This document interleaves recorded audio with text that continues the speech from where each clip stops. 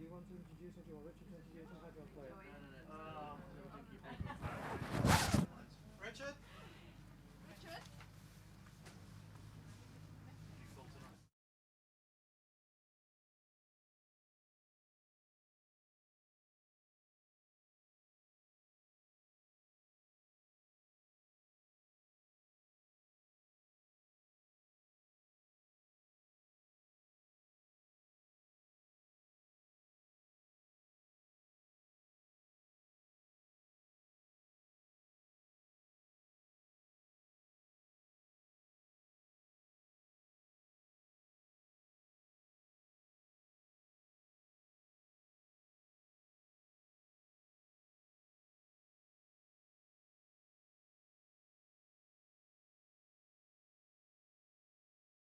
Hey, welcome to the theatre this afternoon. Very excited that we've got, again, two fantastic chefs. We've got Simon, obviously chef patron of the Elephant and the Room at the Elephant, and Craig, his head chef. So he's under no pressure whatsoever, as I'm sure you'll see. Two fantastic chefs are going to do some great food for you. So off you go, and please, away you go, lads. Good afternoon, everybody. Okay, so Craig is going to be doing a nice little dish for us today. He's a little bit nervous, but that's because he's... So I'll talk you through it. I'll do a little bit of a compare for you while Craig does the dish. And I'll let him explain as he goes along, and I'll talk a little bit about the Elephant and what our sort of strategy is and what we do, and all about Craig's love life, what he's doing tomorrow night, and anything to put him off. And any questions, throw them at me as we go along. So first of all, guys, I'm going to do pan-fried cod with sauce vierge, cookery. Keep going. Keep going. And sorry, sauce vierge. With plum tomatoes. There we go. I can hear my voice now. You good? Nice ass. Right. Thanks, man. Been working out. So yes, I'll start again. So we're doing pan-fried cod with sauce vierge, confit plum tomatoes, and basil. Really quite light summer, like early summer sort of dish with poached clams as well. So first of all, what we're going to do is make the dressing, the sauce vierge dressing. So basically, we take some orange juice, and then basically a little pinch of salt. And basically, we're going to make an emulsion with some olive oil. So it's just a dressing, basically, yeah? Yeah, basically. Yeah. So using fresh orange, olive oil, salt, That's it. herbs in there? No herbs. Herbs will be the end for the basil, Okay. just to improve it through. So basically, orange juice is there, and we just start whisking in the oil, and just to emulsify them together. The orange juice comes through, and the olive oil is really, there's a nice dressing. And what we got through that is baby baby onions, which we're going to finish the dish with some tomatoes. So literally, really straightforward, really healthy as well, apart from the oil part of it. We're going to use a little bit. So just keep whisking. Thank you, sir. And we're just going to put a little bit of salt in there as well. And that's basically the dressing made. So it's all quite citrusy, quite tart. A little bit of oil to emulsify it together, and we put that to one side, and that's ready to go. So the ethos that we've got at the Elephant is that we try to use as much local, sustainable, homegrown produce. We've got our own 95-acre farm. We grow, at the moment, about 70% of our own produce, and then through the summer, through late summer, we probably have about 90% of all our produce from the farm is used at the Elephant. So we're as self-sustainable as possible. It came around pretty much due to the recession, really, that we were sick of paying through the nose through suppliers. Average quality produce, we thought we could do better. So we actually invested into the farm, we invested into polytunnel staff, and we started growing our own. And the last 3 years, we've really seen a difference in the quality of food that we've got. And obviously on our bottom line as well, we're growing our own, we're saving so much money, but we're also got this fantastic homegrown produce that we're proud of, and that we can see rewards. And also the chefs are learning a lot, because before we used to just pick the phone up, order strawberries, it was November, no problem. Strawberries came from Peru, they came from Brazil, wherever. Now we'll only have strawberries on the menu if they're actually from the farm. So we could have a 3-4 week window, and then the strawberries are off the menu. So the guys are learning a lot about seasonality, learning a lot about change, they're learning a lot about wastage and how we can utilise the whole animal, because we've got our own sheep, pigs, chickens, etc. So getting a lot more out of it. It is good fun. So what are you doing now? So basically I'm going to confit the tomatoes. So I've got baby plum tomatoes. They're just coming through on our polytunnels now, so they're planted. We've got polytunnels like Simon was explaining, so they've been planted. We've got little baby plum tomatoes. So what I'm going to do is cut them down this way, dress them with a little bit of oil, a little bit of sea salt, some fresh lemon thyme, and then we're going to pop them in the oven for about, stays about 6 hours, but I've done them, so basically... So can you just wait? Yeah. Yeah. Right? Yeah. No, I'm joking. So anyway, so basically, very similar to the way you do meringues. You put the oven on very low, let them come out, all the moisture and the sugars come out of the tomato, and then they get really nice sweet. They're almost like sun-dried tomatoes, but you can do them at home, and eventually, I've got a blue pea at the moment, they end up like that. So they've drawn all that moisture in, they've dried out a little bit, and they're ready to really... They've really intensified in flavour, all the flavour's gone into them. Sorry? And, Sorry, so yeah. We have tons and tons of tomatoes. Yeah. One of the things that we try to grow at the farm as well is things that you can't buy in the shop. So there's no point us having stuff on the menu that you know about.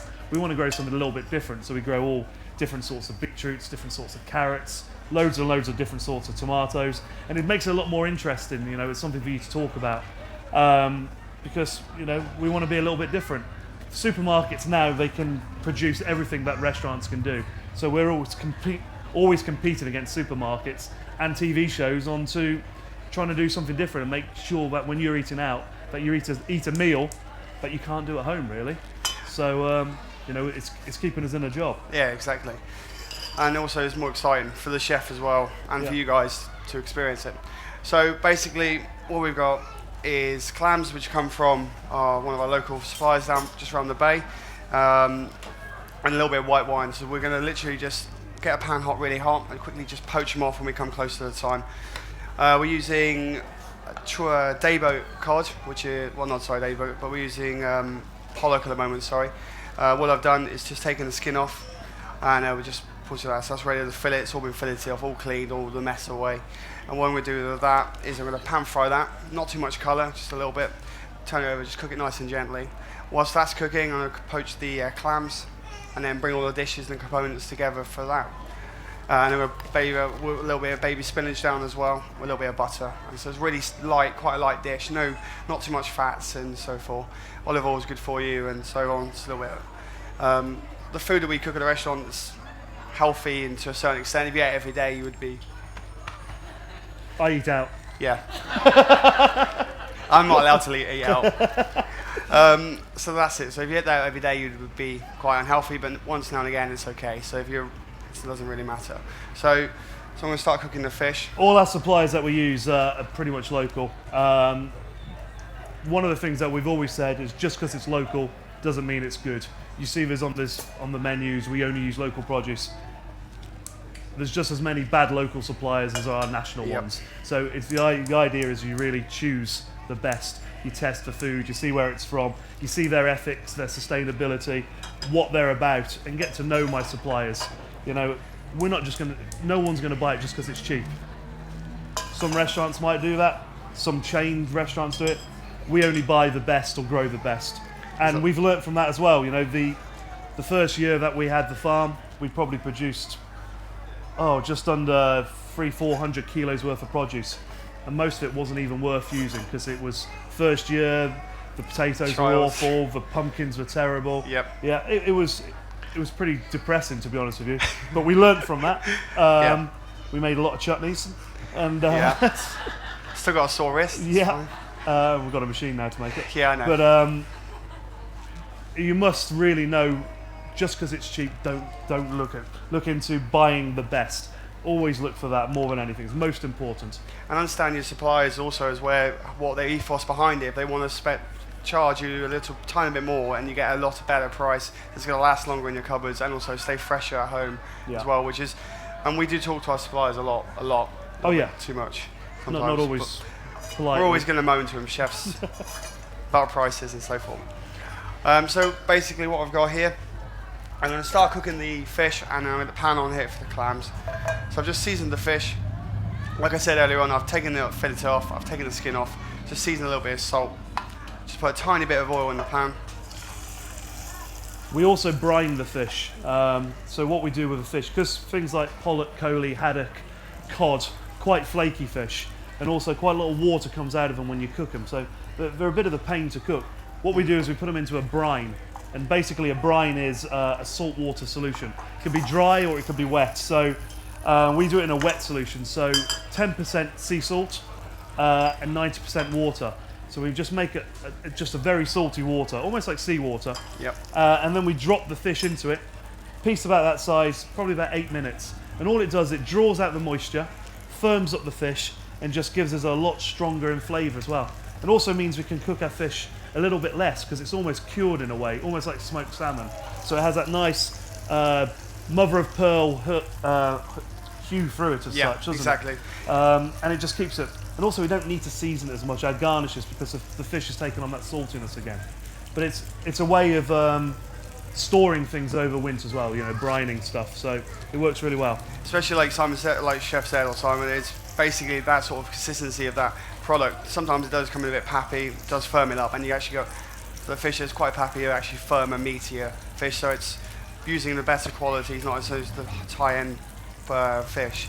So the fish is cooking really nice, clams are there ready, so what we're going to do, so I've got in here clams, white wine, hot pan, some on the stove.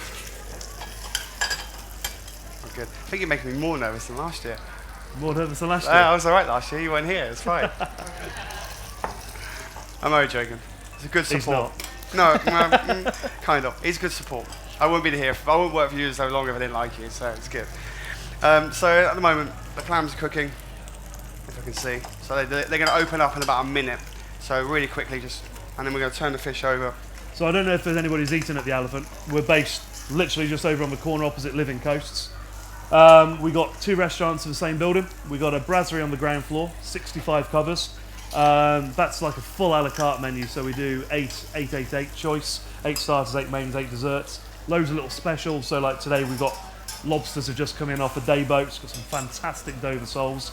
And then upstairs we've got our cocktail bar and fine dining restaurant, which is where we really show off in some ways. So it's a 10-course tasting menu. The menu changes every other day a lot of the time. Again, it depends on what the farmer at the farm phones up and says, today we got this, we got that. So we'll write the menu just around what's on the farm. We only sit 20 people up there. It's a real sort of real show-off sort of restaurant, you know. It's where we win all our awards. We've got a Michelin star, 3 rosettes. We've been in the top 100 restaurants for 6 years. I think we were 35 last year at the 100, so not bad for a little place in Torquay. So good. We do well. So guys, as the fish is cooking, I'm just going to burn myself. I'm basically going to start melting the butter to cook the spinach. Again, straightforward. The spinach has been pre-washed into a normal butter, a little bit of salt, and that's just going to wilt down, and it's going to sit underneath the fish, just on there. So basically, the dish is all coming together quite nicely now. I did a demo this morning, and I brought all these pans with me. I was going to tell Craig the small ones don't fit on here, but I thought I'd let him find out himself. It's team challenging. Yeah. I'm okay. I haven't lost anything this year. So the fish character building. Character building, yeah. That's what we call it. Character building, yeah. Something like that. Every day. Anyway, so the fish is just cooking through. So if you can see, all we've done is cooked it halfway through on one side, flips it over, and then that's just going to. I mean, they don't fit, do they? They don't fit. I told you that. Sorry, I didn't listen to that. So it's just cooking through nicely, and as Simon was explaining about by curing it, it's almost not cured all the way through, but just literally a little bit of heat. And this will also, people don't understand that. Just kills a lot of bacteria as well, so we can serve it that little bit pinker. You know, we serve meat pink. Why can't we serve fish pink? You know, Japanese eat it as sushi. You know, all we're doing is adding a little bit of heat to it, and we've got a fantastic product. We don't want to overcook it, and fish contains a residual heat. So when you're cooking at home and you've cooked it all the way through, by the time it's got to the table, it's overcooked. So we cook our fish medium rare.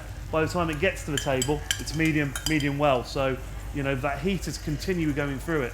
unlike meat that stops cooking when you take it off the heat and all the juices come out, fish carries on. Exactly. Right. So basically all I'm doing now, thank you, is draining off the spinach. Just put it on there.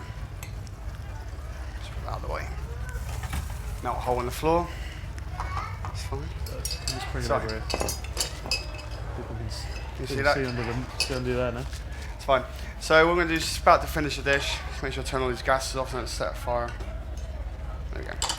So the dressing, to finish the dish, we've got the pan on here. There's our verjus. Just put a couple of spoonfuls of that in there. We're not making verjus today, chef. Oh, verjus, sorry, sauce vierge, sorry. Not similar at all. Craig's just going through his These are plastic. his prep list for tonight. Have I got verjus? Oh no, there's people watching. Apologise, guys. So we're warming up the sauce vierge now. We've got baby onion petals. So we've basically peeled the onions, cooked them in a little bit of thyme, butter, stock, and just peeled them down into little petals. So you end up like this, which adds a nice crunch and a little bit of acidity to the dish. They just go straight into the dressing, and then down by your feet. Just a very light dish, really. Yeah, it is, and this time of year, that's good. Because you're a bit bored of winter, of like heavy dishes, and come this time of year, the sun's out, eat a bit nicer, eat a bit healthier as well. So all we're gonna do, literally turn that down. Okay. Stick it on there, it's fine. You sure? Yeah. Cool. It's not my table. Fair enough. Sorry. Oh, this is basil leaf. So basically, it's gonna roll it up quickly, julienne, and that's gonna go through the sauce as well. At the restaurant, we grow all our herbs in nice trays. So pretty much like this, we will have all the herbs in the restaurant, in the kitchen, all laid out. So whenever we need a herb, we pick it fresh. And we also have a lot of our baby vegetables as well. So we grow all our radishes in deep polystyrene containers. And literally, as soon as they come on order, we pull them out of the ground. And that's how fresh they are. And our farmer brings them to us in the containers, and then we send them back and they'll replace them. So we have a continual rolling stock of as fresh as you can imagine. All our salads are still growing in pots. Yep. It's It's a almost like bit of a chef's dream, really. It's Garden of Eden, really, isn't it? yeah, it's fantastic. I can't say there's many places around here that do it or think about it in that way, and we're very proud to be able to do sort of things like that. So basically, to finish the sauce, we add a little bit of the julienne and basil through there, and then basically going to start building the dish.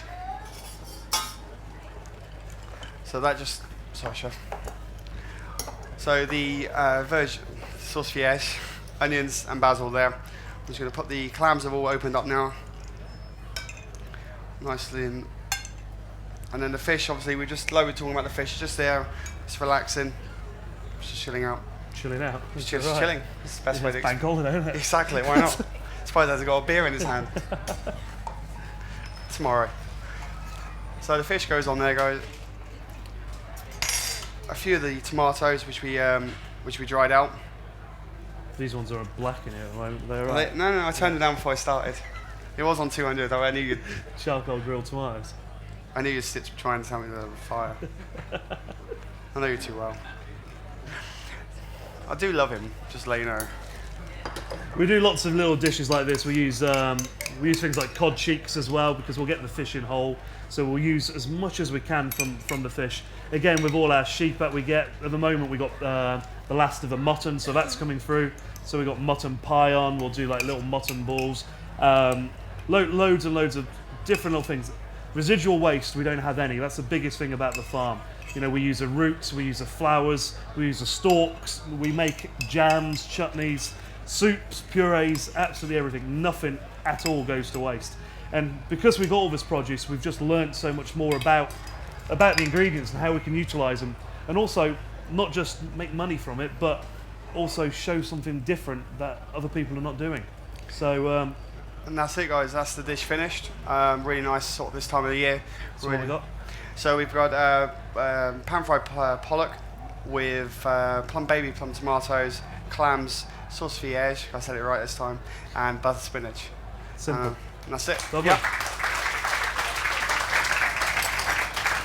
Is there any questions for me or Craig?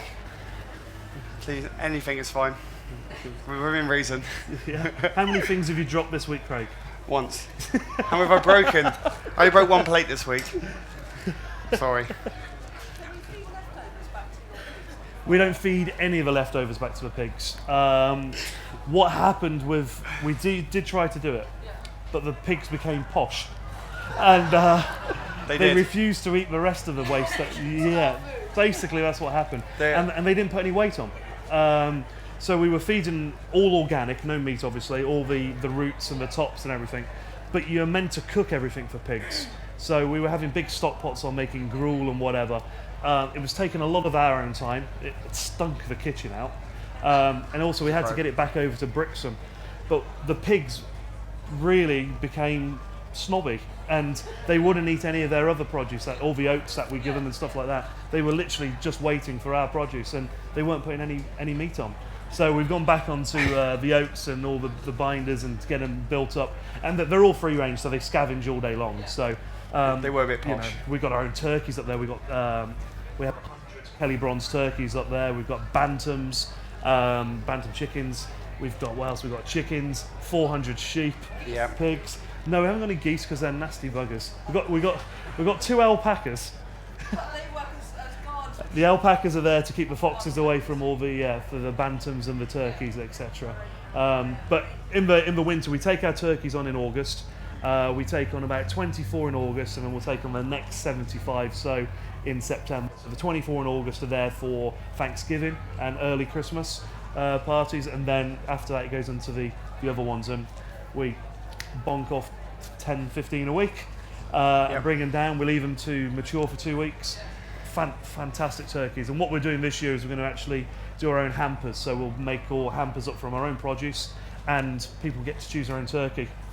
Unfortunately, it's good. They're stunning meat. It's like I've never seen turkey like it. You think like the colour was amazing. Even like it was just so good. It was almost like, can't explain. Never seen tasted duck like it. The proteins. It doesn't taste anything like what you're used to getting. It's not white. It's got a lovely sort of browny grey colour to it. But it's wild. Yeah.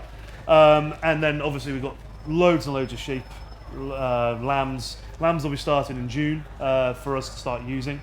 Amazing. You know, it's quite sad because we go up there when they're born and my kids play with them and everyone holds one, and they normally like mint sauce and kebab. You know, it's normally the best choice.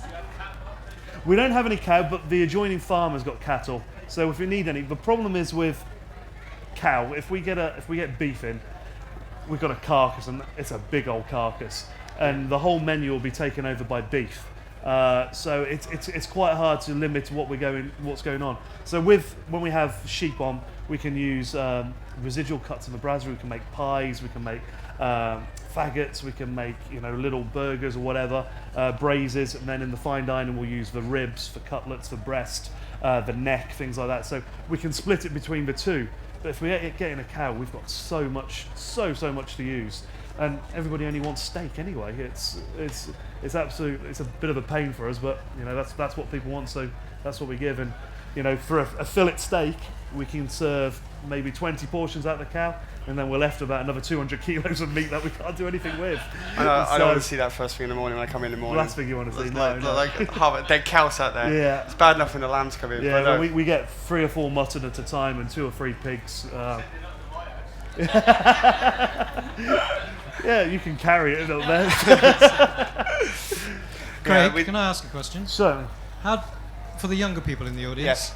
How did you manage to get your break to work for this great man here in the basically, I was being a chef gypsy, and basically, that's chef politest way of doing it. And then I just sent my CV in to Simon. He was looking for staff. I sort of badged him a little bit, sent my CV, and then sent an email. And there was a little bit of stalking involved. We'll talk about and we that. have to take it on certain people every now and then, just to keep the equilibrium. Yeah. Exactly. A little bit, And in terms of training, what qualifications I've amazed got him on your CV? Yeah, sorry, I've got my level 1, MVQ level 1, 2 and 3, and then basically all the rest from that point was a good starting base, and then the rest of it was working in times in kitchens, just working hard, long hours, and just working hard really, that's it. He's also done a lot of competitions. He's represented Britain in competitions, he's been in the Roof Scholarship, You know, it's like he was in the final of National Chef of the Year. So you mean he's underselling himself? He's done quite well, you know. That's all right, it's up. But it's Not too bad at all, not too bad. really. But it's also down for the support of Simon and also the Elephant, and like I said, of that training that comes from being a younger chef, and also just You get what you put in. exactly. It's very much. It's long hours, lots of time. We don't get to have bank holidays off, so a little bit different. Thanks. Yeah, he did ask for it. Yeah. Well, is it Saturday today? No. Oh, no. I'm like, there's no Saturdays in the week apparently, so I'm not allowed to have any. But yeah, that's it really. Just work hard and also enjoy if you enjoy your cooking. Really, that's my ethos. I love my job. I know you probably hear it all the time that chefs love their job. And He's not getting a pay rise. No. Okay. You've ruined it. But it's just that He's whole tried sort this of, before. yeah. But it's that sort of thing. If you love the hospitality as being a chef, you love everything that comes with it, the hours, the food, the produce, the people you work with, and also where your job can take you all around the world cooking. And people It's get also people we're not stagnant. We're forever moving. The menu's evolving.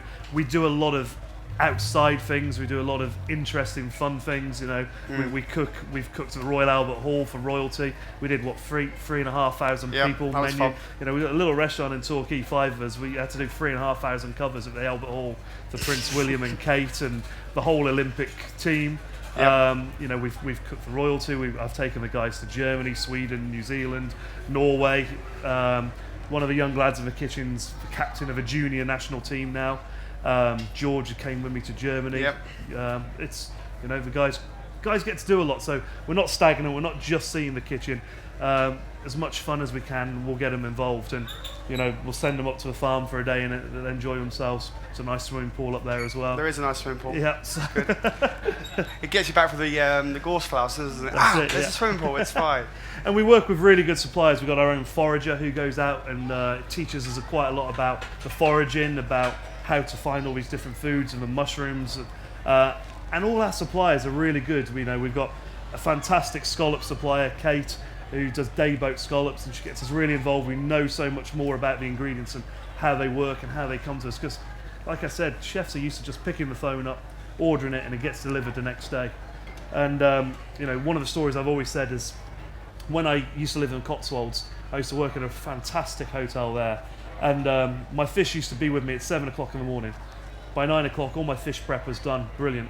Moved to Torquay, my fish doesn't arrive till 11:30, 12 o'clock. And I'm like, I can see the fish market from the kitchen. You know, why can't you buggers get down here earlier? And they said, you know, when I was in the Cotswolds, I got it at 6 in the morning. It said, you get today's fish. You got yesterday's when you were in the Cotswolds. I was like, right, it's fine by me. Exactly. So it's a totally different life. Produce is amazing down here. It's a larder. So, no, good. Yeah. Anything else before we go back and peel carrots and do the Yeah, washing this and is the- mop the floor? Yep. All the scrubbing and all the boring jobs. Right, well, thank you very much, guys. Super. Can you just point to where the elephant is? Excellent. That was a photo opportunity, guys. Come on. Can you please put your hand together for Simon and Craig of the elephant? Thank you. We need I'm gonna do A Michelin star restaurant in Torquay, just a stone's throw from here. Well, a small stone How? with Jeff Capes. Craig We'll wants a get there. selfie, so can you all smile? Thank you, guys. That's brilliant. Well done. Cheers. Thanks, guys.